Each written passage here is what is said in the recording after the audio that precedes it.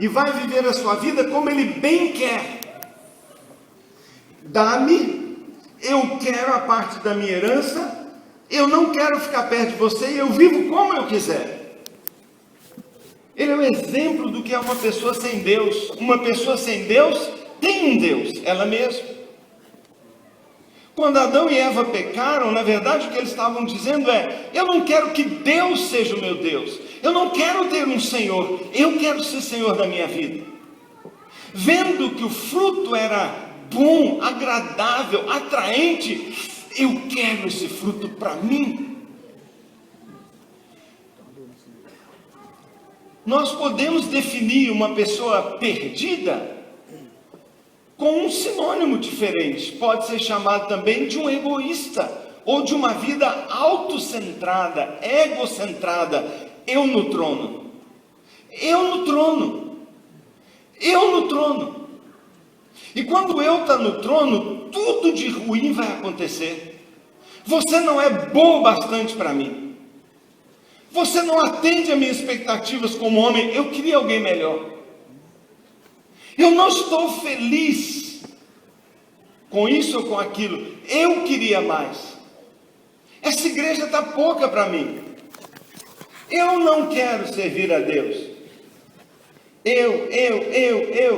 E quanto incrente, tantas pessoas têm entrado quando vão atrás daquilo que o eu quer.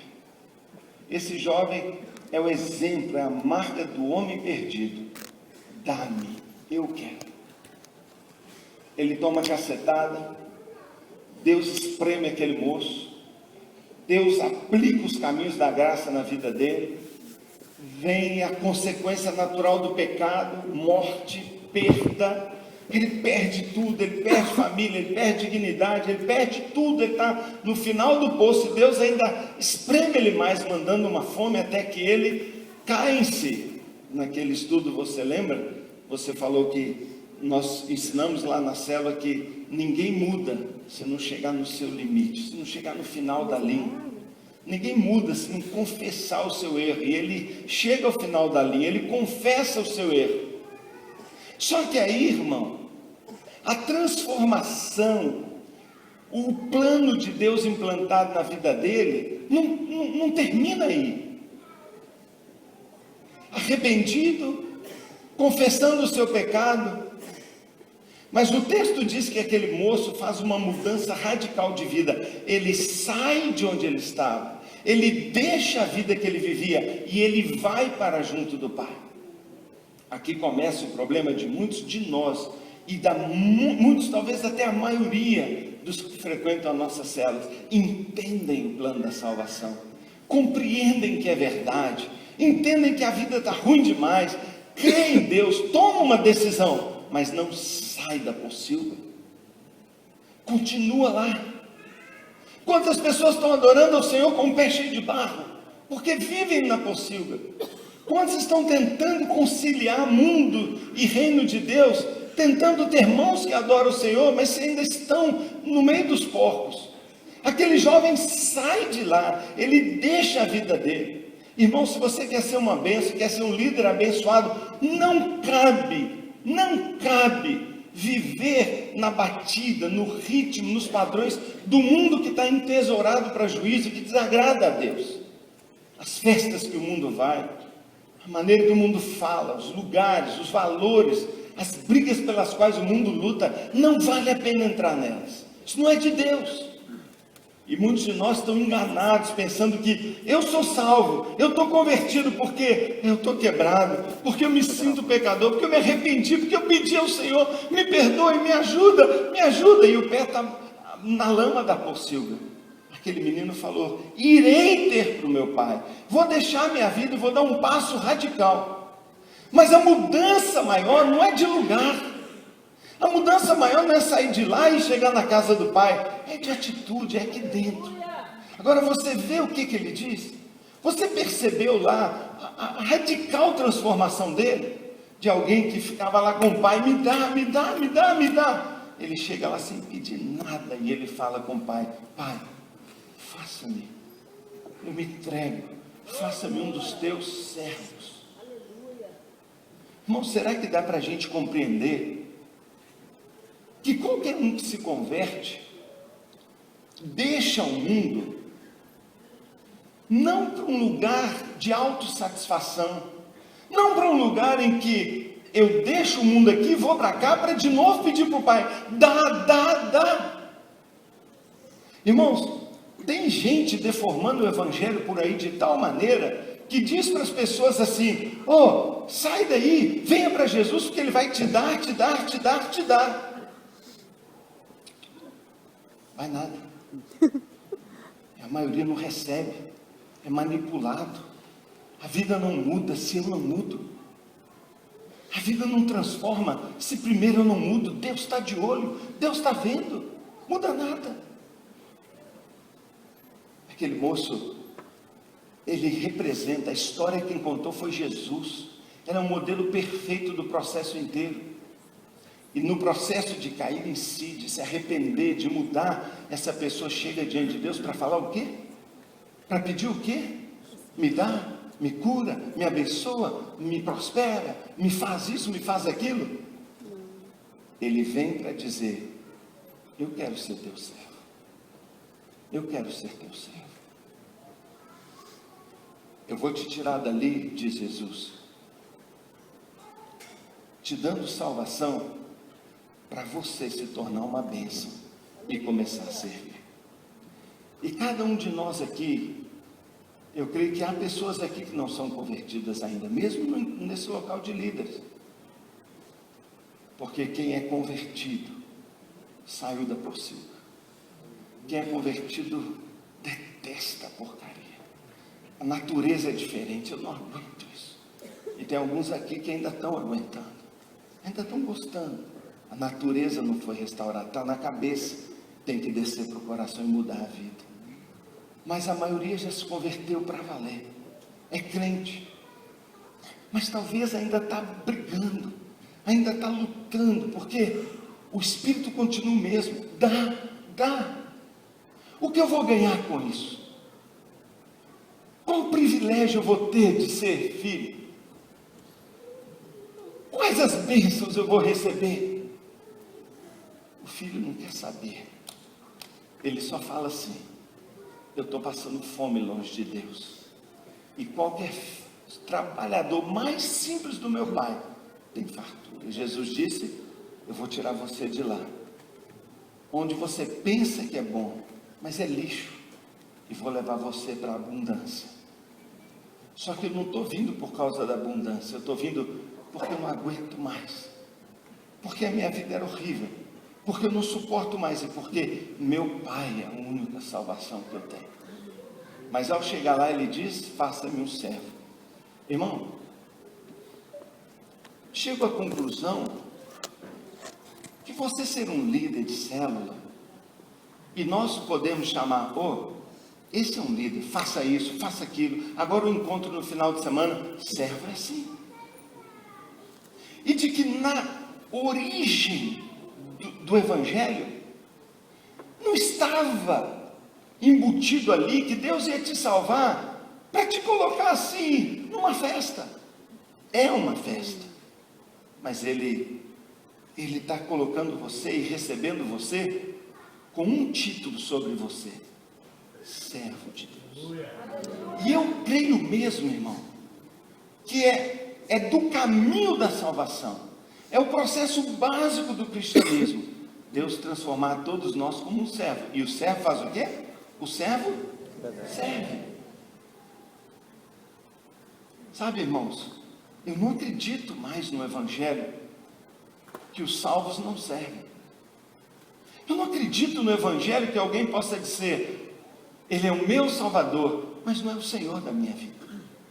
Eu não acredito no Evangelho, numa pessoa que diz que é salva e seja feita a minha vontade. Eu não quero isso, eu quero aquilo. Quem é salvo é servo. Quem é salvo tem agora um Senhor, é um servo. E vai servir ao Senhor.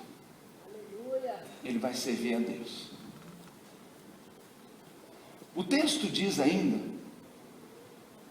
que quando o filho muda de uma atitude dá para uma atitude, eu estou aqui para te servir, o pai na hora bate a mão e fala, tragam o melhor para o meu filho. Tragam o melhor para o meu filho. E aí, os servos começam a trazer roupa, ouro, veste, honra, e um cordeiro, e uma festa, uma celebração para ele. Por quê? Porque o pai estava só esperando completar a transformação do coração dele para abençoar. Aleluia. Irmão, é verdade o que alguns falam, que Deus é o Deus da abundância, que Deus é o Deus da bênção, que Deus é o Deus da prosperidade, mas o lugar que eles estão falando está errado.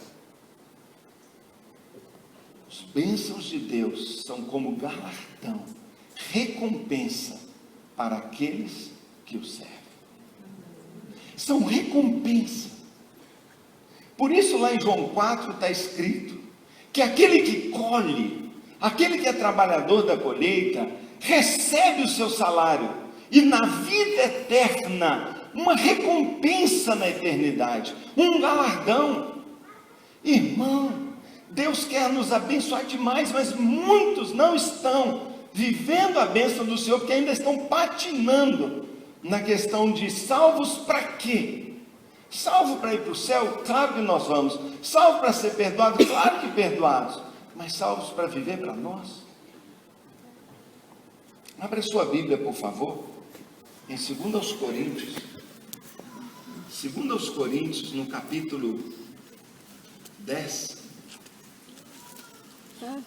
2 Coríntios, capítulo 10. Desculpe, capítulo 5, verso 10. 2 Coríntios, capítulo 5, verso 10.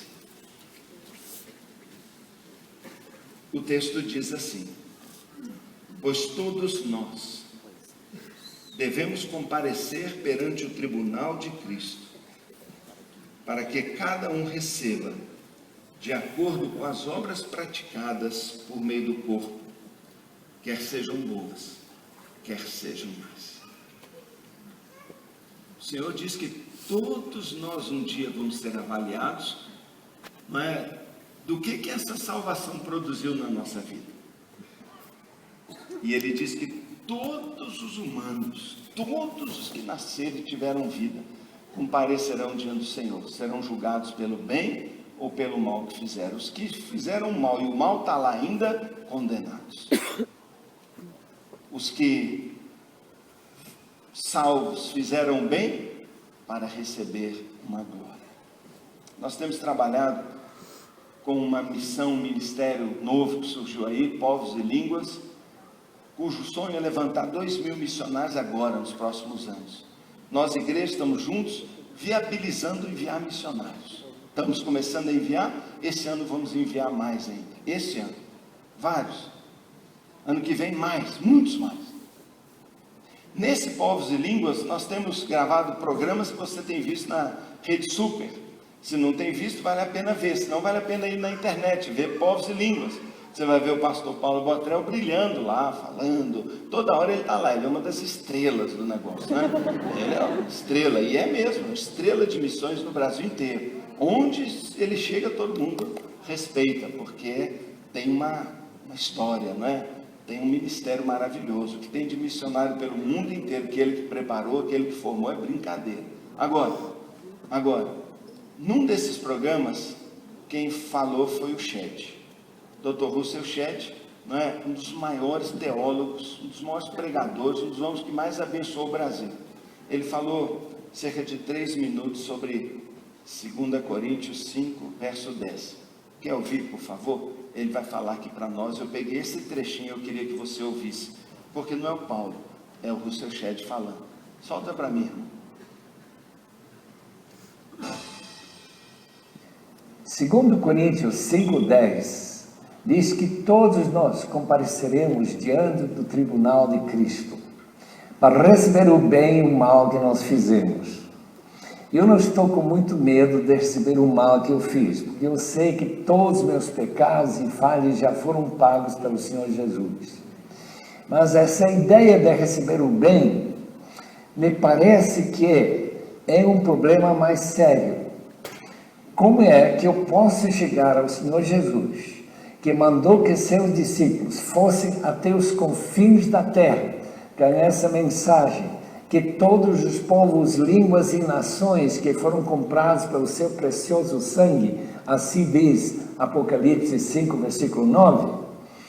Essa pergunta é: o que você fez para que isto seja cumprido? E que essas pessoas que foram compradas pelo sangue de Cristo saibam que eles foram comprados e fossem arrebanhados na igreja de Jesus Cristo.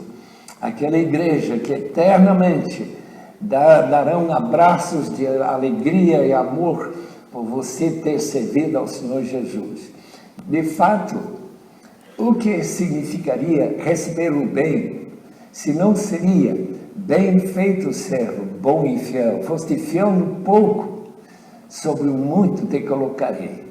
Esse galardão que nós aguardamos deve ser um incentivo para todos buscar alguma coisa mais permanente do que simplesmente ganhar uma casa melhor, um carro novo, ou uma coisa tão sem valor eterno. Eu fico admirado com aqueles médicos sem fronteiras. Eu tenho visto na televisão como que eles amam essas crianças raquíticas, crianças que estão prestes a morrer, e com que carinho eles cuidam deles. Eu penso em essa dedicação de pessoas que não têm nenhuma razão de esperar que vida eterna e o galardão que Deus prometeu aos seus servidores seria seu presente e recompensa por aquilo que eles fazem. Quando eu penso nos pastores que estão pregando domingo após domingo, quando estão vendo aqueles jovens que se convertem, empolgados com o Evangelho, apaixonados pelo Senhor Jesus, mas que não têm assim uma visão de que eles poderiam fazer, não seria interessante que eles entendam algo que esses médicos sem fronteiras entendem? E que além disso, além dessa satisfação de salvarem vidas, que eles também pudessem saber que eternamente eles ficariam com essa alegria extra de ter levado algumas pessoas ao Senhor Jesus de uma terra onde o Evangelho é quase desconhecido, onde o nome de Jesus Cristo não é um nome que se usa na oração, onde os ídolos e os poderes demoníacos predominam. Levar esse Evangelho para gente que não conhece realmente o caminho da salvação. Será que você é comissionado para ir? Você ouviu o que ele está falando?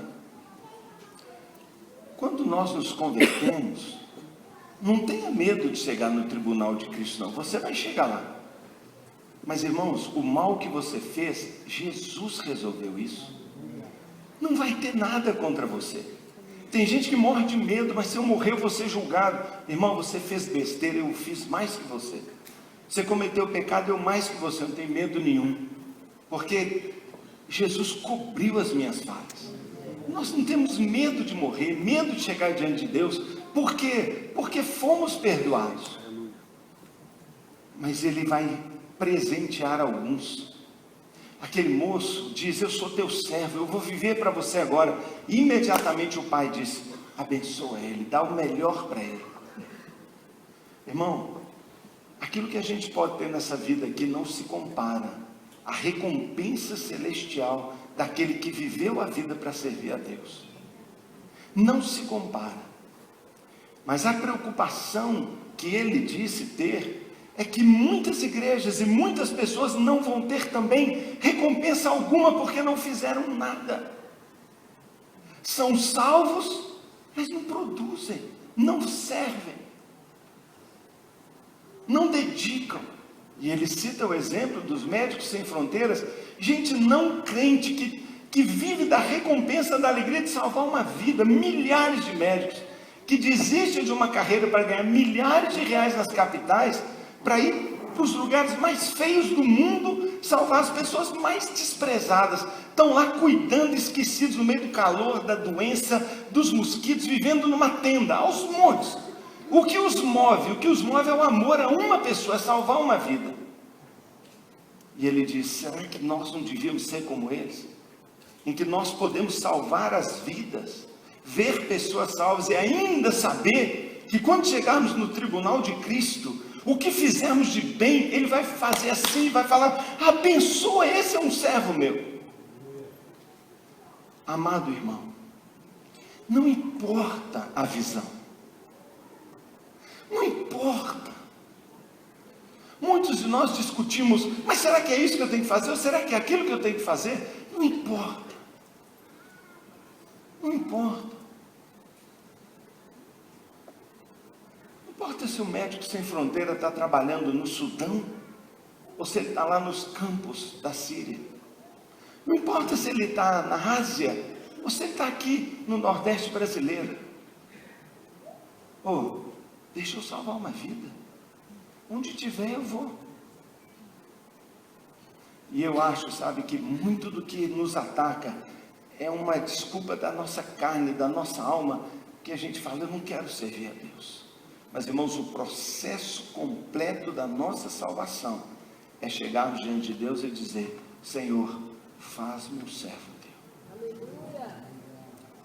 Quando você compreender que está vivendo é para servir esse Salvador, e que você, ao se converter, chega diante dele e diz, faça-me o teu servo, e que por boca dos pastores que ele consagrou e que fala, que Deus fala com a gente, ele diz, vocês vão cuidar de vidas nas casas, vão quebrar o paradigma da igreja instituição, vamos atrair as pessoas, vamos ensinar, vamos dar exemplo, vamos amar, vamos fazer deles nossos amigos, vamos atraí-los, vamos dar nosso testemunho. Meu irmão, é você dizer, eu sou servo, eu vou fazer, eu sou servo, eu vou fazer com amor, eu vou salvar vidas.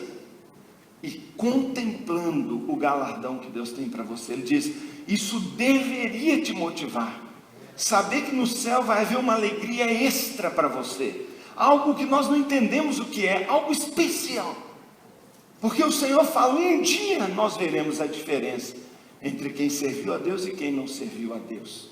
Meu querido irmão, pilar da nossa visão, do nosso movimento celular, é que cada crente que se converte é um servo, é um ministro, o ministro é servo, e ele vai trabalhar naquilo que Deus falou para a gente trabalhar, vidas, pessoas que nós vamos amar, ensinar, orar, visitar, telefonar, gastar celular, gastar sapato, não é? Insistir, às vezes gente fácil, que converte de um jeito, já vira um líder, já nos ajuda, e outros que cai de novo, e vai, e some, e vai atrás, e vai, e acontece, e daí? Sou servo do Senhor, eu quero servi-lo, e eu contemplo o galardão, eu sou servo do Senhor. Irmão, eu não peço nada especial, nem essa igreja está fazendo nada especial, apenas dizendo, Salvo, você falou para o Senhor quando se converteu? Senhor, perdoa meu egoísmo, minha lama, minha pocilga, eu andei longe de ti, eu vim, eu sou salvo, eu quero. E ser salvo de verdade, você não está, dá, porque isso era a natureza antiga, você dá agora, toma, Senhor. E Deus está restaurando sua vida, sua moral, seu casamento, Ele vai te dar o melhor, está já dando, tem um processo, mas nós estamos apenas dizendo a você, então, continue, cumpra aquilo que é, o que você é. Paulo, servo do Senhor Jesus. Pedro, servo do Senhor Jesus. Tiago, servo do Senhor Jesus. Timóteo, servo do Senhor Jesus. André, servo do Senhor Jesus. Tomé, servo do Senhor Jesus, e cada um de nós, servo do Senhor Jesus. Senhor, faça-me teu servo, faça-me teu servo. Irmão, o capricho, a excelência, a dedicação, o sacrifício, vai ser na medida que você entenda que o seu Salvador merece. Você não faz para mim, nem faz para o seu discipulador. O O que nós fazemos para Jesus. Eu não estou aqui, não é para agradar os homens, eu estou aqui para agradar a Deus. Eu quero receber dele essa palavra: servo bom e fiel. Servo bom e fiel. Você foi fiel no pouco, eu te dei uma célula para você cuidar, eu te dei 5, 10 pessoas, você foi fiel. Porque você foi fiel e cuidou, eu estou multiplicando. Irmão, a gente pensa que multiplicação é o que nós estamos cobrando e forçando você a fazer. Multiplicação, você vai ver, é do pouquinho que você fez para uma multiplicação do tanto que você vai receber. Porque ele diz assim: você foi fiel no pouco, entra no gozo do seu Senhor, receba o muito, sobre muito eu te colocarei. Eu te coloquei sobre um pouquinho, algumas vidas. Na glória eu vou te colocar sobre nações, sobre cidades, sobre trono. Você vai reinar com o Senhor, vai reinar com Ele. Irmãos, é essa visão de que eu sou um servo que deve nos mover, é o que me move. Mais do que nunca eu entendo que a razão da minha vida, da minha conversão, é ser um servo do Senhor. E eu compartilho isso com você da mesma maneira. Você é um servo do Senhor. Então sirva ao Senhor. Sirva ao Senhor. O que o Senhor falou, que é para eu fazer, Senhor? Ele diz assim: você tem os seus profetas, pastores e profetas. Ouça eles. Ouça eles, porque eu falo com eles. E Deus tem falado conosco. 30.000 pessoas, 5.000 células, vidas. O Senhor tem falado conosco. Leva esse pessoal para um final de semana no encontro. Eles estão aceitando ir, daqui a pouco não vão aceitar mais. Daqui a pouco essa janela fecha. Daqui a pouco é como na Europa, é como nos Estados Unidos, mas hoje basta convidar. Mas nós às vezes não entendemos isso. As casas estão abertas, desesperados, falando: claro, pode vir na minha casa, é paz que vem, claro. E as pessoas estão aceitando o convite: quer vir na minha casa? Claro que eu quero. Aproveita enquanto está na moda, irmãos. Aproveita enquanto o Brasil está ruim, desse jeito que o povo só quer Deus. E enche a sua aljava de filhos.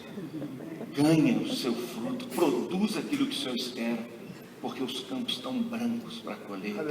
E a estratégia que nós trabalhamos é fiel ao coração e à vontade de Deus. Feche os seus olhos um minutinho.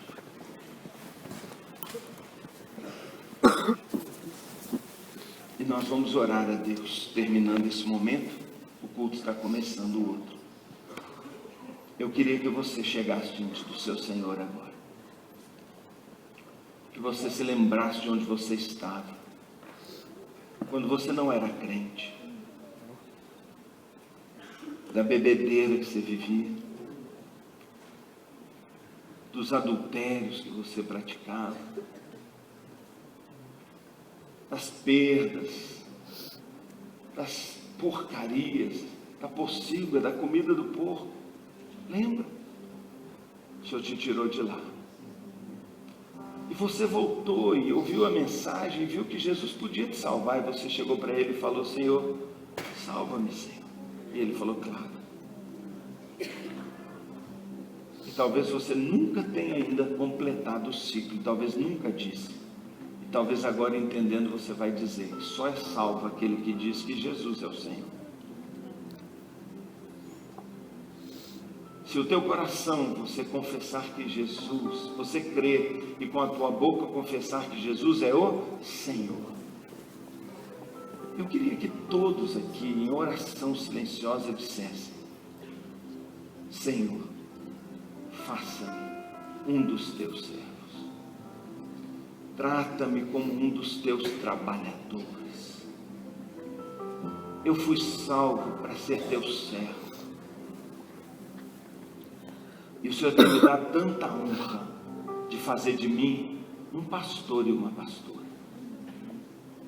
uma líder de vidas, a referencial de Deus na vida de algumas pessoas. Eu quero ser uma referência digna. Eu quero ser um exemplo de Jesus. Eu quero ser excelente e fiel, porque eu estou servindo a um Deus excelente e fiel. Faça-me teu servo. Então agora, irmão, ao sair daqui, ao viver 2014, chegarmos na multiplicação no final de maio e entrarmos num novo ciclo, você decide quão perto de Deus vai viver. Você vai decidir suas próprias prioridades, nós só desafiamos, mas você que responde. E se você quiser continuar dedicando a sua vida toda às coisas do mundo, a ter o que o mundo tem, a conquistar o que o mundo conquista e ser igual a todos, ótimo. Mas se você quer ser diferente e acumular para você uma riqueza celestial e um galardão acumulado de servir a Deus de vidas e vidas, amigos para a eternidade, que chegarão lá diante de Deus e falar, foi por causa dele que eu vim aqui. Então você pode escolher. Você decide o nível da excelência que serve a Deus. Se serve a Deus com padrão nota 2, nota 5, nota 7 ou nota 10. Se você faz apenas o que é cobrado, se faz além. Se você faz apenas na média ou se você é excelente. É ao Senhor que você serve. É a Ele que nós servimos. É por Ele que eu dou minha vida. É a Ele que eu sirvo. E você também. Vamos ficar de pé? Pode entrar o pessoal que está na escada, pode entrar. Vamos orar terminando. Senhor, em teu nome